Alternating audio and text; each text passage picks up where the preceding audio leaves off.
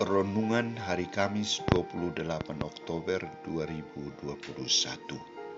Pesta Santo Simon dan Yudas Rasul. Yesus memilih 12 orang yang disebutnya Rasul.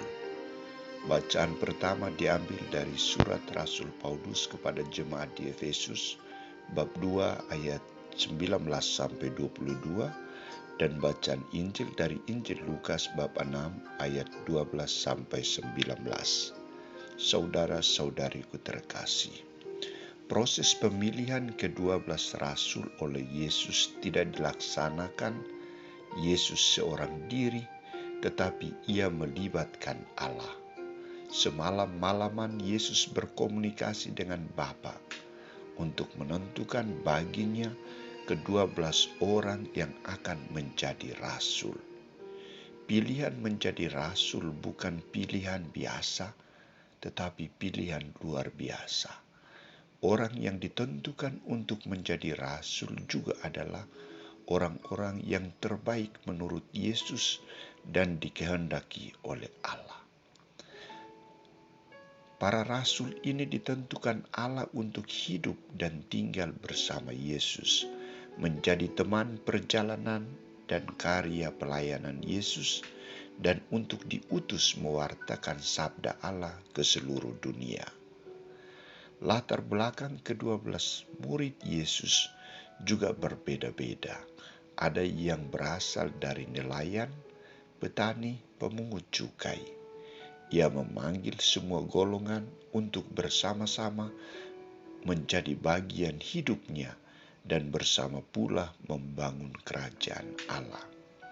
Yesus melibatkan mereka dalam karya pewartaan sabda Allah dan karya penyembuhan manusia dari berbagai jenis penyakit, dan semua orang yang berusaha menjamah Dia, karena ada kuasa yang keluar daripadanya, dan semua orang itu disembuhkannya. Saudara-saudariku terkasih, gereja yang didirikan Yesus dan diwartakan oleh para rasul adalah gereja yang terbuka dan misioner. Gereja terbuka menerima semua orang yang datang dan mau mengalami keselamatan, mengimani Allah Tritunggal, dan menjadi bagian utuh satu dari gereja. Gereja juga harus bersifat misioner, diutus untuk membagikan karya keselamatan Allah kepada mereka yang sakit dan menderita.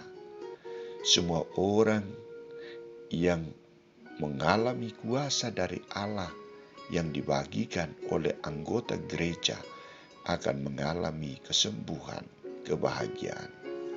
Gereja bersifat misioner, artinya dia membuka diri untuk menerima orang lain. Dia membuka diri untuk melayani orang lain dari berbagai suku, budaya, agama, dan lain sebagainya. Karena karya pewartaan Allah ditujukan bukan hanya segelintir orang, tetapi untuk keselamatan banyak orang. Hari ini gereja merayakan pesta Santo Simon dan Yudas. Santo Simon dikenal sebagai saudara sepupu Yesus. Ia dijuluki Simon Zelot, yang berarti yang rajin, yang meluap semangatnya dalam mempelajari hukum Taurat Yahudi.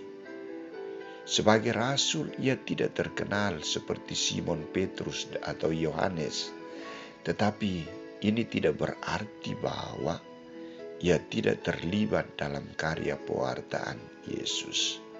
Ia mewartakan sabda Allah dan menjadi misionaris di Mesir, Mesopotamia, dan Persia, Iran, dan menjadi martir di sana. Sedangkan Yudas disebut juga sebagai Tadeus, yang berarti yang berani. Ia adalah saudara Yakobus muda. Ia berani mewartakan Kristus. Dalam suratnya, ia memberikan motivasi kepada umat agar teguh dalam beriman akan Kristus. Ia bersama Simon mewartakan Injil di Mesopotamia dan Persia dan mati sebagai martir Kristus. Saudara-saudari, kita memohon kepada Simon dan Yudas agar tetap mendoakan kita sehingga kita menjadi penerus pewartaan sabda Allah di mana saja kita diutus dan tidak menjadi penghalang bagi sesama yang datang untuk mengalami belas kasihan dari Allah di dalam gereja yang kita imani. Kita harus terbuka dan bersifat misioner. Amin.